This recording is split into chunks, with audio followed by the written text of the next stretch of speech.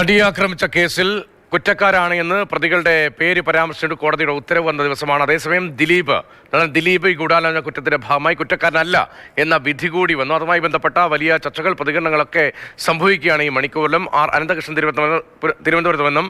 അനന്തൻ, സർക്കാരിന്റെ പ്രധാനപ്പെട്ട വാദം എന്തൊരു ഗൂഢാലോചന കുറ്റമാണ്, കൊട്ടേഷനാണ് എന്നതായിരുന്നല്ലോ. ഇനിയുള്ള തുടർ നിയമ നടപടികൾ ഏത് തരത്തിലായിരിക്കും? ഇനി സ്വാഭാവികമായും പ്രോസിക്യൂഷനകത്ത് അപ്പീൽ പോകും എന്നാണ് പറഞ്ഞിരിക്കുന്നത്.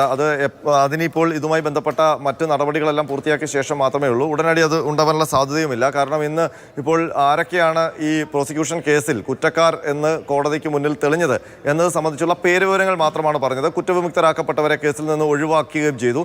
ഇതുമായി ബന്ധപ്പെട്ട വിശദമായ ഉത്തരവ് ഇനി ഈ ശിക്ഷാവിധി വന്നതിന് ശേഷം മാത്രമേ വരികയുള്ളൂ. ശിക്ഷാവിധിയുമായി ബന്ധപ്പെട്ട് ഒരു വാദം കേൾക്കാൻ വേണ്ടിയാണ് കോടതി ഈ കേസ് മാറ്റിവെച്ചിരിക്കുന്നത്. അപ്പോൾ ശിക്ഷയിൽ സംബന്ധിച്ചൊരു വാദം നടക്കും. അതിനുശേഷമാകും ഇപ്പോൾ കുറ്റക്കാരാണെന്ന് കണ്ടെത്തിയിരിക്കുന്ന 1 മുതൽ 6 വരെയുള്ള പ്രതികളുടെ ശിക്ഷ എന്താണ് എന്നുള്ളത് സംബന്ധിച്ച് വ്യക്തമാക്കുകയുള്ളൂ. അപ്പോൾ അതുമായി ബന്ധപ്പെട്ടിറങ്ങുന്ന ഉത്തരവിലായിരിക്കും വിശദമായി കേസുമായി ബന്ധപ്പെട്ട് കോടതിയുടെ മുന്നിൽ വന്ന മൊഴികൾ, അതിനെ കോടതി എങ്ങനെയാണ് കണ്ടത്, അതുപോലെ തന്നെ എവിഡൻസുകൾ, അതിൻ്റെയൊക്കെ വിശദമായ വിലയിരുത്തലുകളും ഒക്കെ വരികയുള്ളൂ. ഏതായാലും ഇന്ന് ഞാനിപ്പോൾ ആ കോടതി നടപടി നേരിട്ട് കേട്ട ഒരാളാണ്. അപ്പോൾ അതിനകത്ത് കോടതി ഇന്ന് ചെയ്തത് ഈ കേസെടുത്തു. അതിനുശേഷം എല്ലാ 1 മുതൽ 6 വരെയുള്ള പ്രതികളുടെ ഓരോ കുറ്റങ്ങളായിട്ട് വായിക്കുകയും അത് തെളിഞ്ഞു എന്നുള്ള കാര്യം പറയുകയുമാണ് ചെയ്തത്. അപ്പോൾ ആ 1 മുതൽ 6 വരെയുള്ള പ്രതികളുടെ എല്ലാ കുറ്റങ്ങളും, ബലാത്സംഗം അടക്കം എല്ലാ കുറ്റങ്ങളും തെളിയുകയും ചെയ്തു. അതിനുശേഷം 7, 8, 9 പിന്നെ 15ാമത്തെ പ്രതി, ഇത്രയും പേരുടെയും കേസുകൾ, അവരുടെ പേരിലുള്ള കുറ്റവും വായിച്ച ശേഷം അത് തെളിഞ്ഞില്ല. അത് തെളിയിക്കുന്നതിൽ പ്രോസിക്യൂഷൻ പരാജയപ്പെട്ടു എന്നുള്ള വാക്കാണ് കോടതി ഉദ്ധരിച്ചത്. ആദ്യം ഇംഗ്ലീഷിലാണ് ഈ ഉത്തരവെല്ലാം പറഞ്ഞത്. അതിനുശേഷം മലയാളത്തിൽ കോടതി ഒന്നുകൂടി ഈ ഉത്തരവ് പറയുകയും ചെയ്തു. അത് സംബന്ധിച്ചുള്ള വിശദമായ ഉത്തരവിനി ശിക്ഷാവിധി പ്രഖ്യാപിച്ച് കഴിയുമ്പോഴാണ് ആ ഓർഡറായിട്ട് പുറത്തിറങ്ങുക. ഏതായാലും അതുവരെ നമുക്ക്, അതായത് ദിലീപിന്റെ റോൾ എന്താണ്, അക്കാര്യത്തിൽ എന്തുകൊണ്ട് കുറ്റക്കാരനല്ല എന്ന കാര്യത്തിൽ വ്യക്തത വരണമെങ്കിൽ ഈ ശിക്ഷാവിധി, ആ ജഡ്ജ്മെന്റ് വരുമ്പോൾ മാത്രമായിരിക്കും ഈ ഓരോ പ്രതികളുടെയും കാര്യത്തിലുള്ള വ്യക്തത, കോടതിക്ക് ബോധ്യപ്പെട്ട കാര്യങ്ങൾ വ്യക്തമാക്കുക, അല്ലേ? അങ്ങനെയാണോ? ഇതിനകത്ത് എന്താണ് പ്രോസിക്യൂഷൻ മുന്നോട്ട് വെച്ചത്, ആരുടെയൊക്കെ ഏതൊക്കെ രീതിയിലുള്ള മൊഴികളാണ് ഉണ്ടായിരുന്നത്, അതിൽ ഏതൊക്കെയാണ് എവിഡൻസ് ആയിട്ട് കോടതിക്ക് മുന്നിൽ വന്നത് എന്നുള്ള വിശദമായ ഒരു ഉത്തരവ് കോടതി ഇനി ശിക്ഷാവിധി പ്രഖ്യാപിക്കുമ്പോൾ പുറത്തിറക്കും. അതിനകത്താകും എവിടെയാണ് പ്രോസിക്യൂഷന് പിഴവ് സംബന്ധിച്ച്, എന്തുകൊണ്ടാണ് ഗൂഢാലോചന തെളിയിക്കപ്പെടാതെ പോയത് എന്നൊക്കെയുള്ളത്. സാധാരണഗതിയിൽ പ്രോസിക്യൂഷനും നേരത്തെ തന്നെ പറയുന്നതാണ് ഈ ഗൂഢാലോചന എന്ന് പറയുന്നത് തെളിയിക്കാൻ വലിയ പാടാണ് എന്നുള്ളത്. പക്ഷേ നമുക്കറിയാം വലിയ പാടുള്ള ഏരിയയാണ്. പക്ഷേ സാധാരണ ഒരാളെ അല്ല പ്രോസിക്യൂഷൻ അതിനകത്ത് പ്രതിയാക്കിയത്. അപ്പോൾ നമ്മൾ ഒക്കെ പ്രതീക്ഷിക്കുന്നത് ശക്തമായ ഒരു തെളിവുമായി, ശിക്ഷിക്കപ്പെടുന്ന ഒരു തെളിവുമായി, അല്ലെങ്കിൽ കുറ്റക്കാരനെന്ന് കണ്ടെത്തുന്ന ഒരു തെളിവുമായി, കുറേയധികം തെളിവുകൾ കൊണ്ടായിരിക്കും ഇത്രയും വലിയൊരു ആളെ പ്രതി ചേർക്കുകയും അയാളെ 85 ദിവസം ജയിലിലടക്കുകയും ഒക്കെ ചെയ്തിട്ടുണ്ടാവുക എന്നുള്ളത്. പക്ഷേ അതിൽ ഏതാണ്ട് 28 സാക്ഷികളാണ്, പ്രോസിക്യൂഷൻ കേസുകളിലെ സാക്ഷികളാണ് ഈ കേസിൽ മൊഴി മാറ്റിക്കളഞ്ഞത്. അപ്പോൾ അത് എന്തുകൊണ്ടാണ് അങ്ങനെ സംഭവിച്ചത് എന്നുള്ളത് ഇനി പ്രോസിക്യൂഷൻ വിശദീകരിക്കേണ്ടി വരും. കാരണം ഈ 28 പേരും നമ്മൾ മനസ്സിലാക്കുന്നത് പ്രതിക്ക് അനുകൂലമായി നിൽക്കുന്നവർ ആയിരുന്നു എന്നുള്ളതാണ്. അപ്പോൾ അവരുടെ മൊഴി വിശ്വസിച്ചുകൊണ്ട് കോൺസ്പിറസി തിയറി എങ്ങനെയാണ് പ്രൂവ് ചെയ്യാൻ പ്രോസിക്യൂഷൻ തയ്യാറായത് എന്നൊക്കെയുള്ള കാര്യങ്ങളിൽ കൂടി വിശദാംശങ്ങൾ വേണമെന്ന് തോന്നുന്നുണ്ട് അനന്തൻ. സ്വാഭാവികമാണല്ലോ ഇത് കേൾക്കുമ്പോൾ. ഇപ്പോൾ ഗൂഢാലോചന കുറ്റം തെളിയിക്കാൻ കഴിഞ്ഞില്ല.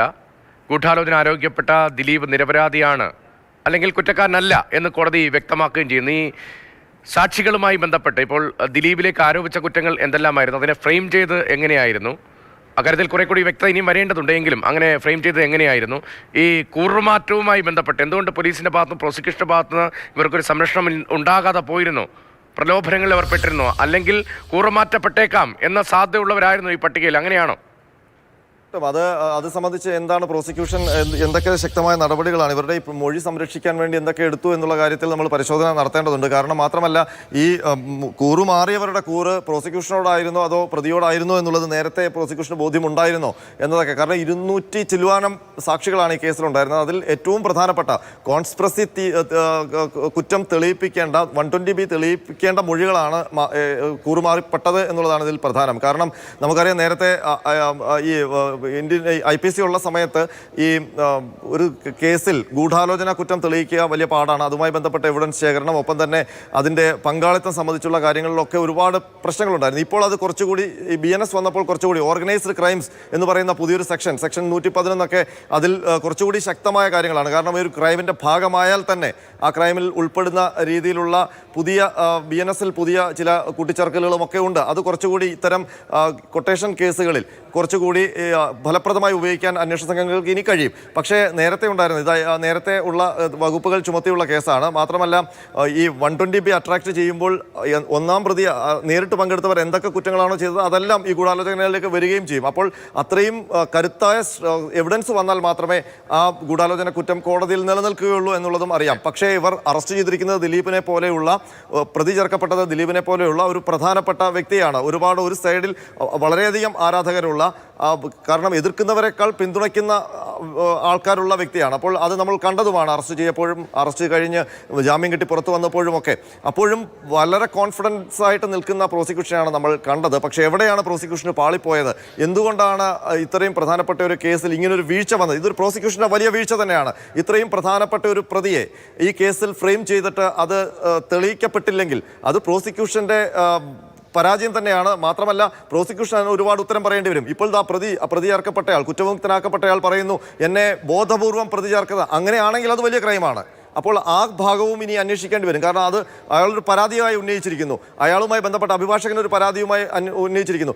ഇതിനകത്ത് വലിയ ഗൂഢാലോചന, ഉന്നതതല ഗൂഢാലോചന നടന്നതുപോലെ തന്നെ പ്രതിയാർക്കാൻ അതിലും വലിയ ഉന്നതതല ഗൂഢാലോചന നടന്നു എന്ന് ദിലീപ് പറയുമ്പോൾ ആ ഏരിയ കൂടി ഇനി അന്വേഷിക്കേണ്ടി വരും. അതാണ് ഞാൻ നേരത്തെ പറഞ്ഞത്. ഇനി വരാൻ പോകുന്നത് ഈ കേസുമായി ബന്ധപ്പെട്ട ഒരു വിശാലമായ ഒരു നിയമയുദ്ധം തന്നെയായിരിക്കും. പുതിയ തലങ്ങൾ ഇതിനകത്ത് തുറന്നു വരും. ഏതായാലും ഈ കേസ് തന്നെ ഇന്ത്യൻ ജുഡീഷ്യറിക്ക് എപ്പോഴും പഠിക്കാനുള്ള, അല്ലെങ്കിൽ ജുഡീഷ്യറിയുമായി ബന്ധപ്പെട്ട നിയമ വിദ്യാർത്ഥികൾ പഠിക്കേണ്ട ഒരു കേസാണ്. നമുക്കറിയാം ഈ കേസുമായി ബന്ധപ്പെട്ട വിചാരണ നടക്കുമ്പോൾ 9 വർഷമാണ് ഇതിന്റെ വിചാരണ നീണ്ടത്. ആ വിചാരണ ഘട്ടത്തിൽ ഓരോ എവിഡൻസും കോടതിയിൽ വരുമ്പോൾ അത് ഇഴകീറി പരിശോധിക്കുക മാത്രമല്ല അതിനെ ചോദ്യം ചെയ്തുകൊണ്ട് മേൽക്കോടതികളിലേക്ക് പോവുകയും അതിനനുസരിച്ച് ഓരോ നടപടിയും ചോദ്യം ചെയ്യപ്പെടുന്നു എന്നുള്ളത് പ്രത്യേകതയായിരുന്നു. അങ്ങനെ അതിനിടയിലാണ് ഈ പുതിയ എവിഡൻസുകൾ വരുന്നത്, പുതിയ വെളിപ്പെടുത്തലുകൾ. ബാലേന്ദ്രകുമാറിനെ പോലെയുള്ളവർ പുതിയ വെളിപ്പെടുത്തലുമായി വരുമ്പോൾ അതിനകത്തൊരു പ്രശ്നമുണ്ടായിരുന്നു. ബാലേന്ദ്രകുമാർ വന്നപ്പോൾ അതിനകത്ത് നടൻ ദിലീപിന്റെ പങ്കാളിത്തം ഉറപ്പിക്കുന്നതിനൊപ്പം മറ്റൊരു ഏരിയ കൂടി അയാൾ തുറന്നു വെക്കുന്നുണ്ടായിരുന്നു. അങ്ങനെ വരുമ്പോൾ ദിലീപാണോ കുറ്റക്കാരൻ, അതോ ദിലീപ് മറ്റൊരാൾക്ക് വേണ്ടി ഈ കുറ്റം ഏറ്റതാണോ എന്നുള്ള സംശയം വിചാരണ ഘട്ടത്തിൽ തന്നെ ഉണ്ടാകുന്നു. അത് സംബന്ധിച്ച് ക്രൈംബ്രാഞ്ച് അന്വേഷിച്ച് എന്താണ് അതിനകത്തൊരു ക്ലാരിറ്റി വരുത്തിയത് എന്നൊക്കെയുള്ള കാര്യങ്ങൾ ഇനി അറിയാനുണ്ട്. അപ്പോൾ വിചാരണ ഘട്ടത്തിലൊക്കെ ഒരുപാട് ആശയക്കുഴപ്പങ്ങളും വഴിത്തിരിവുകളും ഉണ്ടായിരുന്ന കേസാണ്. ഇങ്ങനൊരു കേസ് അടുത്ത കാലത്തൊന്നും കേരളത്തിൽ സംഭവിച്ചിട്ടില്ല. പക്ഷേ സമീപകാലത്തൊന്നും ഉണ്ടാകാത്ത തരത്തിൽ സമാനതകളില്ലാത്തൊരു കേസാണ്. പക്ഷെ അവിടെ ക്രൈം നടന്നു എന്നത് കോടതി കണ്ടെത്തുന്നുണ്ട്. അത് വളരെ പ്രധാനമാണ്. സാമാന്യ യുക്തിയിൽ ഇപ്പോൾ സിനിമയിലൊക്കെ നമ്മൾ കണ്ടിട്ടുണ്ടാവും, സിനിമയിൽ നടന്നത് അത് സിനിമാക്കാരുടെ ജീവിതത്തിലും അത് നമ്മുടെ നാട്ടിലും നടക്കുന്നു എന്നത്. സമാനമായ മറ്റ് പല കുറ്റകൃത്യങ്ങളും നമ്മൾ കണ്ടിട്ടുണ്ടെങ്കിലും വളരെ പ്രധാനപ്പെട്ട നഗരത്തിൽ അത്തരം ഒരു കുറ്റകൃത്യം നടന്നു എന്നത് കോടതി സ്ഥിരീകരിക്കുന്നു. കുറ്റക്കാരാണ് എന്ന് കണ്ടെത്തുന്നു. കൂട്ടബലാത്സംഗത്തിന് പെൺകുട്ടി ഇരയായി അത് ചിത്രീകരിക്കപ്പെട്ടു എന്നത് കോടതി സ്ഥിരീകരിക്കുന്നു. പക്ഷേ ആരുടെ കൊട്ടേഷനാണ്, എന്തായിരുന്നു ഇങ്ങനെ ഒരു ആക്രമണത്തിന് പിന്നിൽ എന്ന ചോദ്യം ഇപ്പോഴും സംശയമുനയായി നിൽക്കുന്നിടത്താണ് ഇത്തരം ചർച്ചകളൊക്കെ അനിവാര്യമായി വരുന്നത്.